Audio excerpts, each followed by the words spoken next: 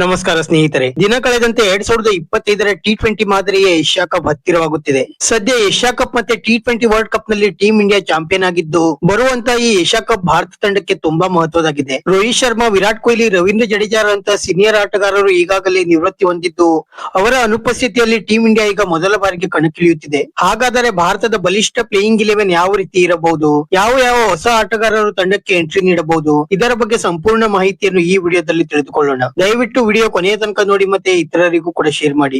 ಅದಕ್ಕೂ ಮುನ್ನ ಸ್ನೇಹಿತರೆ, ನೀವು ಕೂಡ ಟೀಮ್ ಇಂಡಿಯಾದ ಅಭಿಮಾನಿಯಾಗಿದ್ರೆ ಈ ವಿಡಿಯೋಗೆ ಒಂದು ಲೈಕ್ ಮಾಡಿ. ಮತ್ತೆ ಭಾರತದ ಬಲಿಷ್ಠ ಪ್ಲೇಯಿಂಗ್ 11 ನಿಮ್ಮ ಪ್ರಕಾರ ಯಾವ ರೀತಿ ಇರಬೇಕು ಎಂದು ನಮಗೆ ತಪ್ಪದೇ ಕಮೆಂಟ್ ಮೂಲಕ ತಿಳಿಸಿ. ಸ್ನೇಹಿತರೆ, ಸೆಪ್ಟೆಂಬರ್ 9ರಿಂದ ಮಹತ್ವದ ಏಷ್ಯಾ ಕಪ್ ಶುರುವಾಗುತ್ತಿದೆ.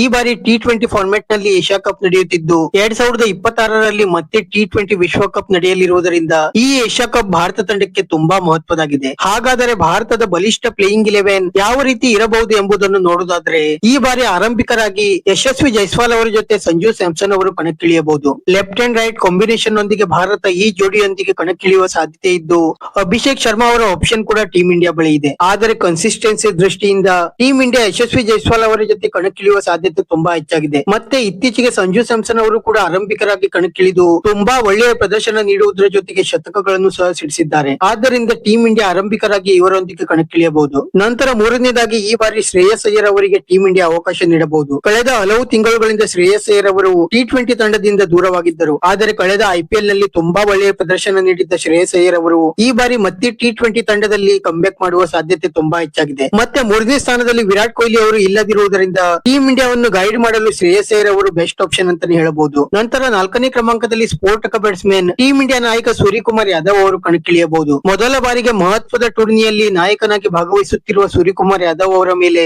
ಈ ಬಾರಿ ಅಭಿಮಾನಿಗಳು ಸಾಕಷ್ಟು ಭರವಸೆಯನ್ನು ಇಟ್ಟುಕೊಂಡಿದ್ದಾರೆ. ನಂತರ 5ನೇ ಕ್ರಮಾಂಕದಲ್ಲಿ ಟೀಮ್ ಇಂಡಿಯಾ ಬಳಿ ಸಾಕಷ್ಟು ಆಪ್ಷನ್ ಗಳಿವೆ. ತಿಲಕ್ ವರ್ಮಾ, KL ರಾಹುಲ್, ರಿಷಬ್ ಪಂತ್, ಚಿತೇಶ್ ಶರ್ಮಾ, ಕೃಣಾಲ್ ಪಾಂಡ್ಯಾರಂತ ಆಪ್ಷನ್ ಟೀಮ್ ಇಂಡಿಯಾ ಬಳಿ ಇದ್ದು, ಇದರಲ್ಲಿ ಯಾವ ಆಟಗಾರರಿಗೆ ಅವಕಾಶ ನೀಡುತ್ತಾರೆ ಎಂದು ಕಾದು ನೋಡಬೇಕಾಗಿದೆ. ಆದರೆ ಸದ್ಯ ರಿಷಬ್ ಪಂತ್ ಅವರು ಇಂಜುರಿ ಸಮಸ್ಯೆಯಿಂದ ಬಳಲುತ್ತಿದ್ದು, ಬಹುತೇಕ ಅವರು ಏಷ್ಯಾ ಕಪ್ ನಿಂದ ಹೊರಗುಳಿಯುವ ಸಾಧ್ಯತೆಗಳು ಕೂಡ ಇವೆ. ಸ್ನೇಹಿತರೆ, ನಿಮ್ಮ ಪ್ರಕಾರ 5ನೇ ಕ್ರಮಾಂಕದಲ್ಲಿ ಯಾರು ಆಡಬೇಕು ಎಂದು ನಮಗೆ ಕಮೆಂಟ್ ಮೂಲಕ ತಿಳಿಸಿ. ನಂತರ 6ನೇ ಕ್ರಮಾಂಕದಲ್ಲಿ ಸ್ಫೋಟಕ ಎಡಗೈ ಬ್ಯಾಟ್ಸ್ಮನ್ ರಿಂಕು ಸಿಂಗ್ ಅವರು ಕಣಕ್ಕಿಳಿಯಬಹುದು. ನಂತರ 7ನೇ ಕ್ರಮಾಂಕದಲ್ಲಿ ಸ್ಫೋಟಕ ಆಲ್ರೌಂಡರ್ ಆಗಿರುವ ಹಾರ್ದಿಕ್ ಪಾಂಡ್ಯ ಅವರು ಕಣಕ್ಕಿಳಿಯುವ ಸಾಧ್ಯತೆ ತುಂಬಾ ಹೆಚ್ಚಾಗಿದೆ. ನಂತರ 8ನೇ ಕ್ರಮಾಂಕದಲ್ಲಿ ಅಕ್ಷರ್ ಪಟೇಲ್ ಅವರು ಕಣಕ್ಕಿಳಿಯಬಹುದು. ಉತ್ತಮ ಆಲ್ರೌಂಡರ್ ಆಗಿರುವ ಅಕ್ಷರ್ ಪಟೇಲ್ ಅವರು ಸದ್ಯ ಉತ್ತಮ ಫಾರ್ಮ್ ನಲ್ಲಿಯೂ ಕೂಡ ಇದ್ದಾರೆ. ನಂತರ 9ನೇ ಕ್ರಮಾಂಕದಲ್ಲಿ ಕುಲ್ದೀಪ್ ಯಾದವ್ ಅಥವಾ ವರುಣ್ ಚಕ್ರವರ್ತಿ ಅವರು ಕಣಕ್ಕಿಳಿಯಬಹುದು. ಇಬ್ಬರು ಕೂಡ ತುಂಬಾ ಒಳ್ಳೆಯ ಸ್ಪಿನ್ನರ್ಸ್ ಗಳಾಗಿದ್ದು, ಬಹುತೇಕ ಮಿಸ್ಟ್ರಿ ಸ್ಪಿನ್ನರ್ ಆಗಿರುವ ವರುಣ್ ಚಕ್ರವರ್ತಿ ಅವರಿಗೆ ಮೊದಲ ಆದ್ಯತೆ ನೀಡುವ ಸಾಧ್ಯತೆ ತುಂಬಾ ಹೆಚ್ಚಾಗಿದೆ. ನಂತರ 10ನೇ ಕ್ರಮಾಂಕದಲ್ಲಿ ಹರ್ಷದೀಪ್ ಸಿಂಗ್ ಅವರು ಕಣಕ್ಕಿಳಿಯಬಹುದು. ಎಡಗೈ ವೇಗಿಯಾಗಿರುವ ಹರ್ಷದೀಪ್ ಸಿಂಗ್ ಅವರು ಕಳೆದ ಹಲವು ಸರಣಿಗಳಿಂದ ಟೀಮ್ ಇಂಡಿಯಾ ಪರ ತುಂಬಾ ಉತ್ತಮ ಪ್ರದರ್ಶನ ನೀಡುತ್ತಿರುವ ಹರ್ಷದೀಪ್ ಸಿಂಗ್ ಅವರು ಈ ಬಾರಿಯೂ ಕೂಡ ಬಹುತೇಕ ಪ್ಲೇಯಿಂಗ್ 11 ನಲ್ಲಿ ಸ್ಥಾನ ಪಡೆಯುವುದು ಖಚಿತವಾಗಿದೆ. ನಂತರ 11ನೇ ಕ್ರಮಾಂಕದಲ್ಲಿ ಡೆಡ್ಲಿ ಬೌಲರ್ ಜಸ್ಪ್ರೀತ್ ಬುಮ್ರಾ ಅವರು ಕಣಕ್ಕಿಳಿಯಬಹುದು.